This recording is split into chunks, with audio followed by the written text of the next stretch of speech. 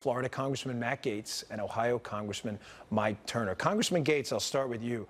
This investigation is getting uglier by the minute as more of this investigation comes out in a drip fashion.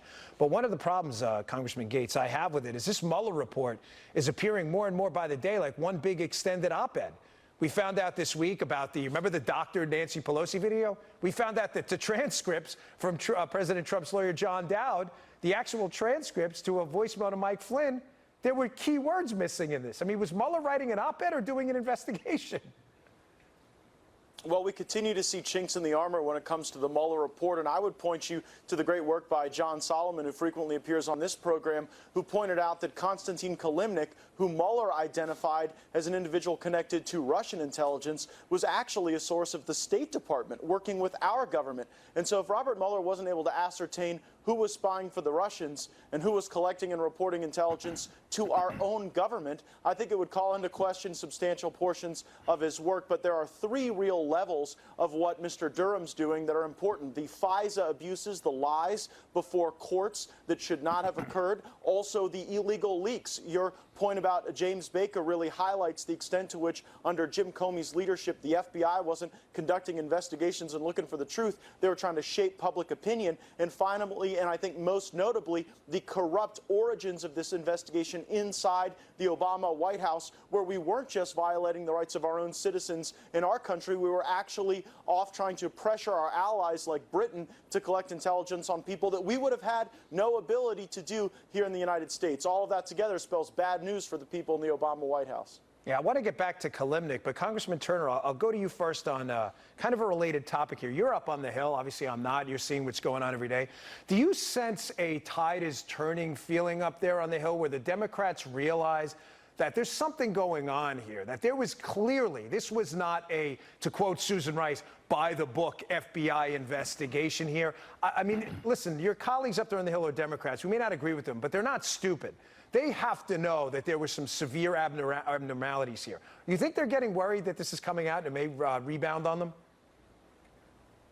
Well, Dan, one of the things I think they're worried about is the new authorities that the Attorney General Barr has with respect to declassification. Because you remember, it's not just these investigations, the origins of the investigations, it's also the American public getting the truth and getting the actual information. Remember when Michael Cohen came to testify before the Intelligence Committee, which I serve on, there were a number of leaks of how Michael Cohen's testimony was going to sink the president and leaks about what was in his testimony. And the story sort of came to a screeching halt the moment that the transcript was actually released and people saw what was in it. And I think that's part of the aspect here that's going to be really important as the Inspector General, as the Attorney General, as they move forward with this investigation of the origins of this, which I had to live through through the Intelligence Committee. And they're certainly going to find not only holes in everyone's stories, but they're going to release this information to the public so we can read it themselves and see that not only was there no there, but there was some real misdeeds done. It's very obviously, I think, clear to the American public that Comey, Clapper, Brennan, and Baker, when they stand on their television sets now and are clearly anti-Trump bias, that bias predated their leaving government. It was certainly there when they were over these agencies that were so important and that were targeted at American citizens. Congressman Gaetz, on that point you made about Konstantin Kilimnik, this is just really disturbing. So we find out in the Mueller report that there are real sins of omission here. That when Mueller, and I don't want to leave Weissman out of this. We should be clear. Andy Weissman's definitely involved. His fingerprints are all over this. You brought up the fact that, you know, that they damn Manafort in the report for having these discussions with Kilimnik. Whether they're appropriate or not is up for you to decide. He wasn't charged with anything for those conversations. But Kilimnik was a source for the State Department in the Obama administration. And then we find out this week as well that one of Mueller's confidential informants in the case, it's an allegation, of course, but apparently was arrested for child pornography of all things. This was Mueller's source. I mean, this report is getting uglier by the minute. And it continues a trend where if there's information that's not damaging to the president, you get these deep state actors that try to keep that information away from the public view. So again, you see that in the Mueller report where the Kilimnik information was not cast in an accurate light. But even before then, in the fraud that occurred before a secret court with no defense attorney present, you had the Department of Justice and the FBI presenting information that seemed to indicate that George Papadopoulos was off colluding with Russians, when the reality is they had a transcript where the Brits had run intel against Papadopoulos, and Papadopoulos denied ever having engaged in these unlawful acts. And so they're presenting information to try to reinforce their bias rather than putting forward the information that would have spared our country from this 22 months of division, because from the very beginning it was obvious to people that there wasn't collusion, but yet they allowed the investigation to persist. Congressman Turner, so we've seen some information's come out, but we've seen very little accountability. I'm trying to think of the best way to phrase this. And I get emails a lot from people, from listeners, and I see them on Twitter all the time as well. They're upset. They see people getting off. There's an allegation this week of a senior FBI official accused of leaking. Of course, the DOJ didn't want to prosecute that case.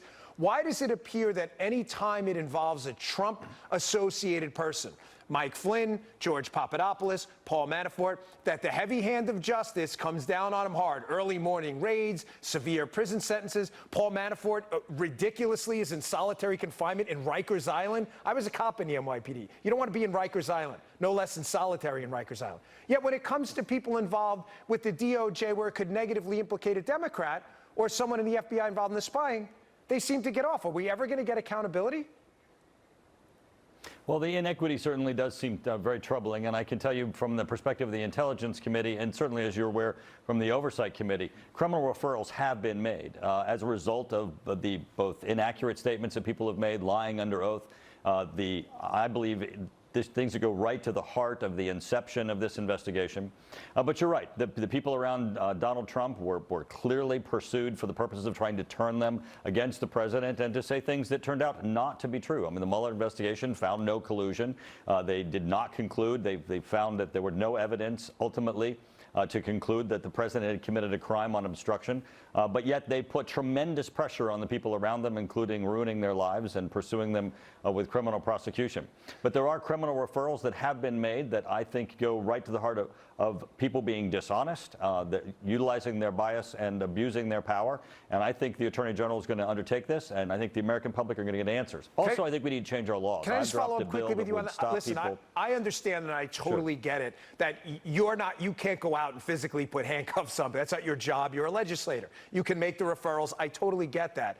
But I think the frustration is there any pressure that we can put on the DOJ and people to do their jobs? It seems like these inequities are leading to a real imbalance. I mean, the republic only matters if people have fidelity to it and believe that that Constitution means something. But it seems to mean something for one side, but mean absolutely nothing to the other side of the political debate. And I guess my question, better phrase, is, well, what from your side can be done about this? Well, I think at the Inspector General's investigation, the Attorney General Barr's investigation. Sorry, I was just giving a quick follow-up to Turner. I'll go to you, Congressman Gaetz, next. I'll give you the last word. My apologies. Congressman Turner.